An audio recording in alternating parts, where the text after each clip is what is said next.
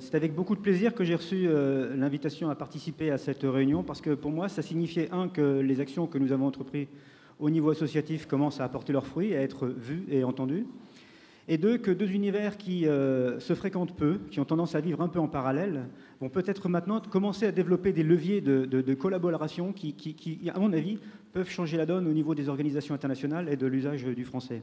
Il y a votre univers, l'univers de la diplomatie, de la politique, où je crois les dossiers ont été vus et revus, l'analyse intellectuelle de la problématique a été faite, des décisions ont été prises, les organisations internationales ont accepté ces décisions, et pourtant, léthargie. Et puis il y a l'autre univers, l'univers que je représente aujourd'hui, l'univers des dizaines de milliers de fonctionnaires internationaux francophones qui travaillent au sein des organisations internationales, qui potentiellement aimeraient au quotidien utiliser leur propre langue et qui, pour une raison ou pour une autre, ne le font pas. C'est donc sur ce sujet que j'aimerais un peu vous interpeller, vous dire des choses, peut-être vous questionner et surtout communiquer pour qu'ensemble nous puissions travailler. Voilà. Alors j'aimerais commencer par une évidence qui est trop souvent ignorée. Quelles que soient les décisions prises durant les sommets internationaux du plus haut niveau, quelle que soit la volonté politique de soutenir l'usage du français dans les organisations internationales, rien ne se fera sans un engagement volontariste des fonctionnaires eux-mêmes. Je crois que toute notre conversation doit partir de là. Il faut que ces fonctionnaires soient volontaristes. Il faut que les choses se fassent à leur niveau. Les règles peuvent être décidées à partir du moment où les fonctionnaires ne sont pas en position pour les mettre en place, à partir du moment où ils ne sont pas convaincus, à partir du moment où ils n'ont pas ce feu sacré pour défendre une cause, rien ne se passera. Alors, quelle est la situation aujourd'hui vue de la base ? Dans l'ensemble, les fonctionnaires francophones ne s'engagent pas pour le soutien du français. Je pense que vous êtes tous d'accord avec ça. Il n'y a pas un engagement au niveau des organisations internationales pour le soutien du français des fonctionnaires francophones. Alors ici et là, certains individus décident de mettre en place un comportement personnel. Et souvent, ce sont des fonctionnaires de très haut niveau parce qu'ils peuvent le faire peut-être plus facilement, ce qui n'est pas toujours bon pour leur réputation.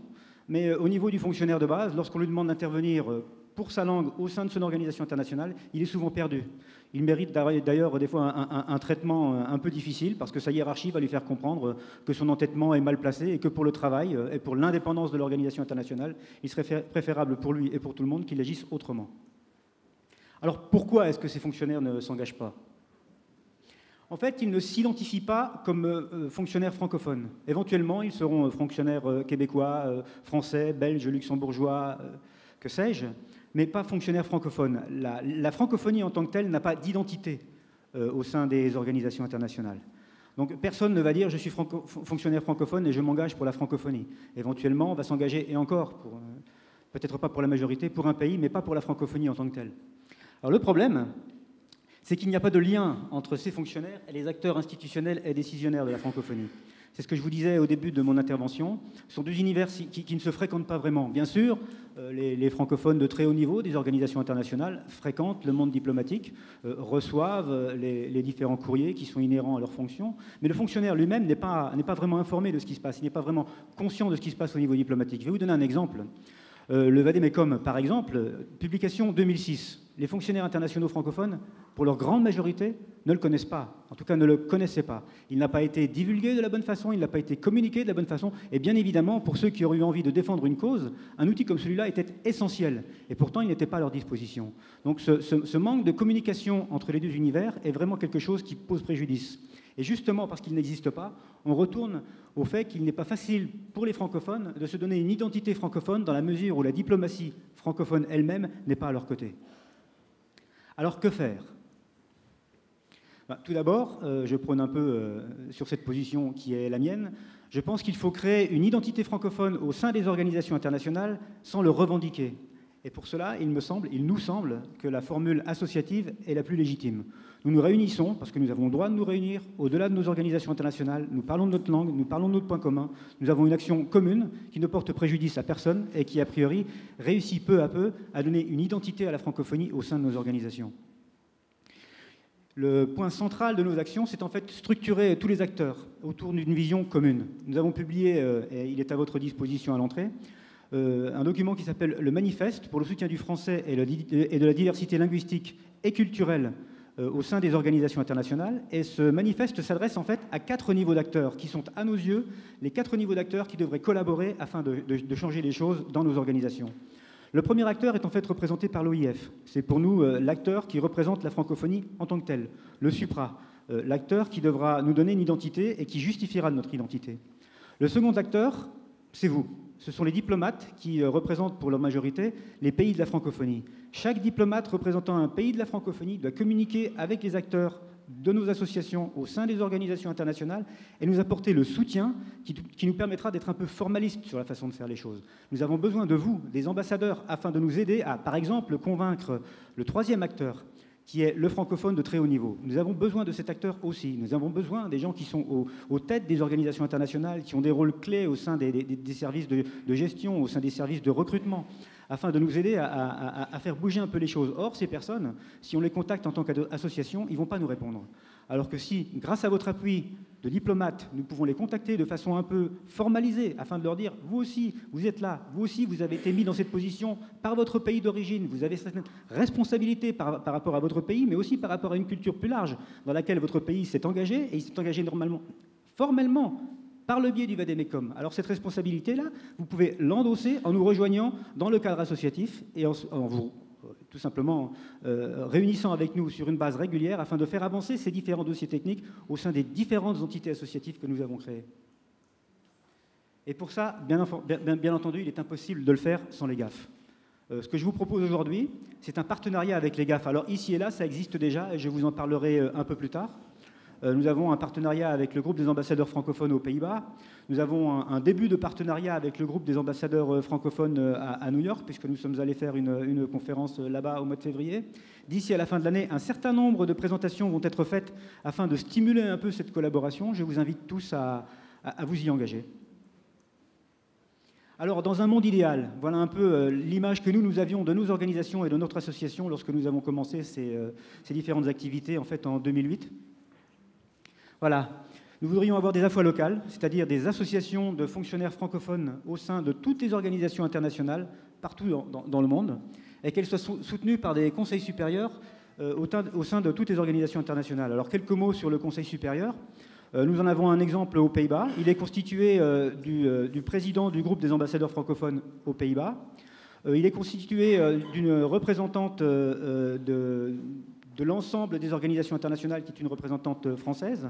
Il est constitué des fonctionnaires francophones de très haut niveau des organisations internationales aux Pays-Bas. Alors on a la Cour internationale de justice, la Cour pénale internationale, le Tribunal pénal international pour l'ex-Yougoslavie, l'Organisation internationale pour l'interdiction des armes chimiques, l'Office européen des brevets, l'Agence spatiale européenne.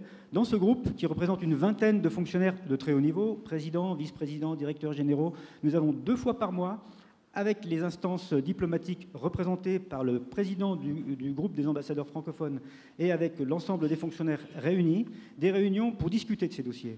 Comment ça se passe avec le français dans tel environnement? Est-ce que vous pouvez témoigner sur les problèmes au niveau du français juridique à la Cour pénale? Quelle est la problématique que rencontrent les juges? Quelle est la problématique que rencontre tel ou tel type de fonctionnaire dans tel ou tel environnement? Et là, on peut commencer à faire avancer le dossier sur un plan politique un peu partout, parce qu'il ne faut pas sous-estimer non plus le poids de réseau, le poids d'influence de l'ensemble de ces gens qui sont de très haut niveau dans nos organisations. Ensuite, on imagine un monde où les présidents des affaires locales seraient experts auprès des GAF, réussir un peu à copier ce que nous faisons aux Pays-Bas, mais partout dans le monde, dans chacun des endroits où vous êtes, postés. Le troisième point, ce sont des rapports globaux. Nous pensons qu'au-delà de la structure que nous mettons en place partout, nous avons besoin d'une entité qui ne soit pas seulement l'OIF, qui est en fait une organisation internationale, qui puisse être présentée à nos membres comme une entité politique qui supervise la globalité de nos activités. Nous avons une entité qui s'appelle La Foi Monde, qui est pour l'instant, son cœur est placé aux Pays-Bas, et nous espérons avoir soit le CPF ou la CMF qui superviserait cette entité mondiale et qui recevrait régulièrement des rapports sur l'évolution de nos dossiers.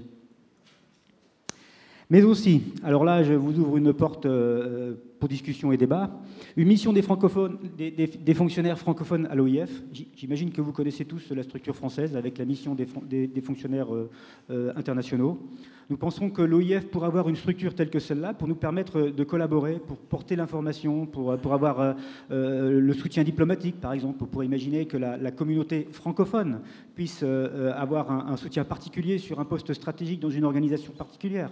Et donc pour cela, il nous faut une structure administrative qui, je crois, devrait être placée à l'OIF afin de soutenir tout l'aspect logistique de ce type de démarche. Et enfin, quelque chose qui est né récemment, mais qui est extrêmement important en termes de culture, parce que vous savez comme moi qu'il est plus facile de créer un nouveau mouvement culturel que de changer une structure acquise. Or, dans les organisations internationales, la culture est plutôt monolithique, à savoir vous arrivez comme fonctionnaire, vous ne connaissez rien de l'environnement, on vous explique un peu les choses et puis on vous parle spontanément en français parce que la culture est là.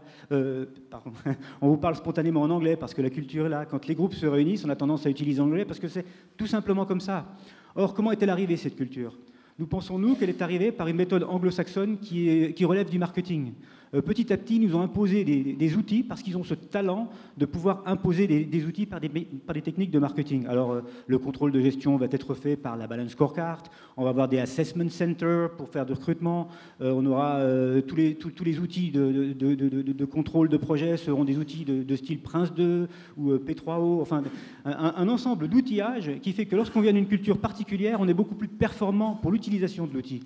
Et que lorsqu'on veut l'utiliser de façon performante, on doit se lier à la langue dont il est originaire. Et dès lors, techniquement, de façon spontanée, sans que personne ne nous force, par l'emploi des outils qui sont de naissance anglo-saxonne, là, ils sont vraiment plus forts que nous pour ce genre de choses, on finit par avoir un monoculturalisme et un monolinguisme d'utilisation, tout simplement parce qu'on est obligé, autrement on perd de la capacité d'action.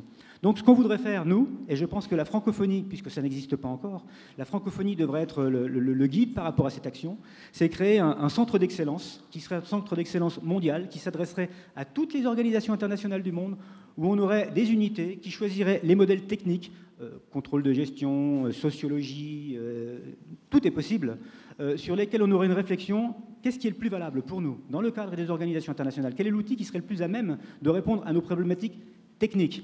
Et si la francophonie met cet outil en avant, nous aurons, le loisir de pouvoir les saisir, de pouvoir les sélectionner en fonction d'une pluralité de cultures. Il y a certains outils allemands qui, processuellement parlant, sont effectivement très efficaces. D'autres outils français, je ne sais pas, par exemple pour la diplomatie ou certaines choses comme ça, sont beaucoup plus efficaces que les outils anglo-saxons, etc., etc. Donc avoir un centre d'excellence qui serait lié à toutes les organisations internationales du monde et qui permettrait une sélection d'outils sur leur efficacité et pas tout simplement sur la capacité marketing des gens à venir nous le vendre, ce serait, je crois, un double bénéfice. On pourrait ramener par l'outil, et donc par quelque chose de plus culturel, le français et la diversité linguistique au sein des organisations internationales, en étant nous-mêmes les propriétaires de l'outil de base pour le faire, c'est-à-dire ce centre d'excellence.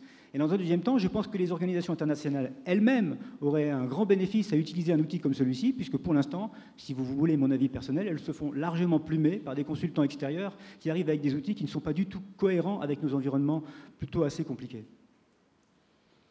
Alors, la fois aujourd'hui, excusez-moi, je vais dire juste quelques mots sur là où on en est, puisque ces dossiers ne sont pas seulement des choses qu'on vous propose, mais on a aussi pas mal avancé. La structure en place aux Pays-Bas, je l'ai déjà évoqué, je pense que ce n'est pas la peine de recommencer.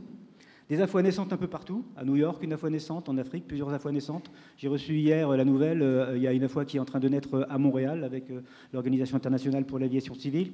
On commence à avoir des contacts avec les associations de fonctionnaires, pour l'instant français, qui sont un peu partout dans le monde. On va faire une conférence à Luxembourg, une conférence à Genève. On a une conférence prévue aussi à La Haye, évidemment, avec le président Diouf, je l'espère en tout cas pour la rentrée. Enfin, on commence vraiment ici et là à naître, et derrière ça, il y a vraiment beaucoup de fonctionnaires qui sont intéressés pour nous soutenir.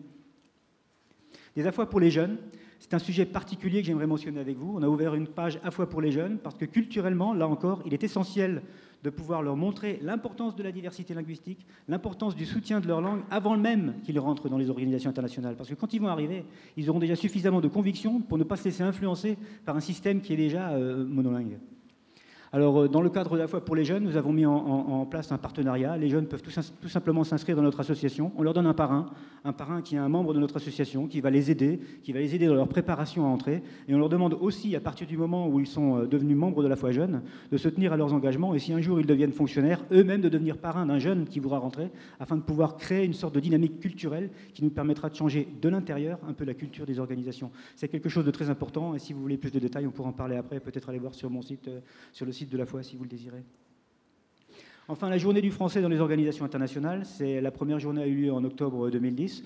C'est là qu'on s'est rendu compte que beaucoup de fonctionnaires étaient intéressés, puisque 3117 fonctionnaires de toutes les organisations internationales du monde ont répondu présent. Ils ont participé à la journée du français dans les organisations internationales. Ici et là, c'était un peu malheureux. Sur le retour d'expérience, certains nous ont dit j'étais là, j'avais mon petit ruban, puisqu'on avait un ruban aux couleurs de la francophonie, mais ça ne suffisait pas. J'étais tout seul, j'étais isolé, je ne savais pas trop ce que je faisais. Donc ça, c'est des choses il y a une volonté derrière, on le sait. Il faut tout simplement pousser un peu pour qu'elles se concrétisent et qu'on puisse rassembler. Enfin, les conférences, je vous en ai parlé, on va en faire un certain nombre. Je crois que je vais arrêter de parler et vous donner la parole à vous maintenant, parce que c'est quand même ça le plus important. Une dernière mention cependant, parce que j'étais content qu'Alexandre mentionne le document qui est le guide pratique. Nous allons envoyer à tous nos membres et à qui voudra le recevoir un kit du francophone, à savoir ça comprendra le Vademecum, le guide pratique du Vademecum pour que chacun sache exactement quoi faire. Nous aurons aussi le manifeste qui est à l'entrée que vous pourrez lire si vous le désirez, et un certain nombre d'autres documents qui permettront aux fonctionnaires non pas de se retrouver face à une réalité qu'ils n'arrivent pas à contenir, mais plutôt à être des participants actifs avec une ligne de conduite particulière qui sera copiée un peu partout. Voilà, je crois que c'est assez pour le moment et je vous laisse. Aux Nations Unies et à l'Union africaine, je pense qu'il s'agit d'une véritable alternative. En tout cas, c'est comme ça que ça a été vécu à New York, notamment une alternative à CNN. Je pense que ça peut être utile aussi pour les fonctionnaires francophones, mais aussi pour les non-francophones qui veulent apprendre le français, puisque nous avons tout un dispositif d'apprentissage du français des relations internationales.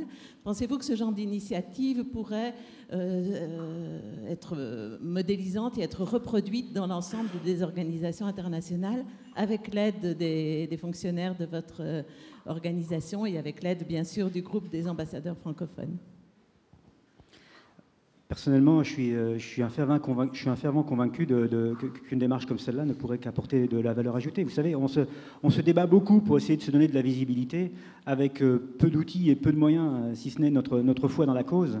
Avoir des grands partenaires qui pourraient nous fournir les outils que nous pourrions partager, pouvoir témoigner au travers de ces grands partenaires, pouvoir être accompagné de ces grands partenaires pour faire changer les choses, pour nous, ça serait totalement nous offrir les outils de changer l'environnement avec enfin un peu de professionnalisme. Merci.